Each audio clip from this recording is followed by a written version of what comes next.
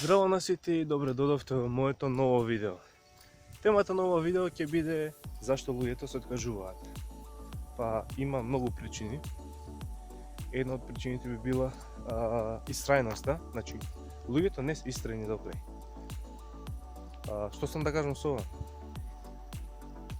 Тие кога осеќаат, односно чувствуваат дури најмала потешкотија при извршувањето на својот сон, својата цел, нели, се откажуваат. Тоа е најголемата грешка која што ја прават. Треба да издржат, да истрајат до крај, затоа што кога доаѓа и потешкотијата, доаѓа и успехот. Се додека нема потешкотија, нема ни успех. Втората причина би било недоволната мотивација. Туку за пример ќе земеме кикбокс. Човекот на почетокот е спремен, загреан, односно доволно мотивиран за да започне со тој спорт, таа боречка вештина. Поминуваат неколку дена од започнувањето. Нормално е мотивацијата да паѓа од поголемо кон пониско ниво. Меѓутоа, зашто паѓа?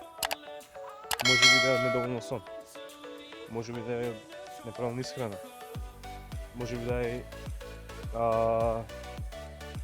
човекот кој што започна за вештина да ги слуша другите околу себе, што му зборуваат и како му зборуваат.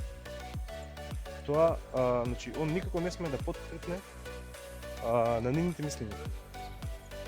Он мора да биде упорен, што веламе истраен, до крај, без да се откаже.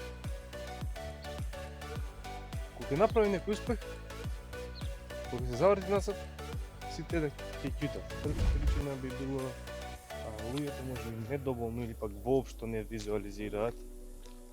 Оваа причина би требало да се практикува можно секојдневно, за да се оствари сонот или замислената цел. Ако не визуализираш, како едноставно ќе може да успееш. Значи мора да се визуализираш што ќе биеш во иднина, на кое место се гледаш, за колку би било тоа, да си поставиш своји предизвици и во тој рок што си го дал на себе, да го исполниш. Како четврта причина е луѓето со недоволно, односно ниска самодоверба. Тоа значи луѓето не веруваат во себе.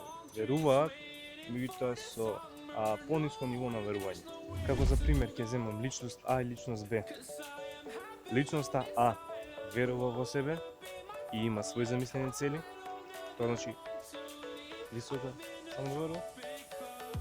Личноста Б исто така верува, меѓутоа со помало ниво на верување и има свои замислени цели.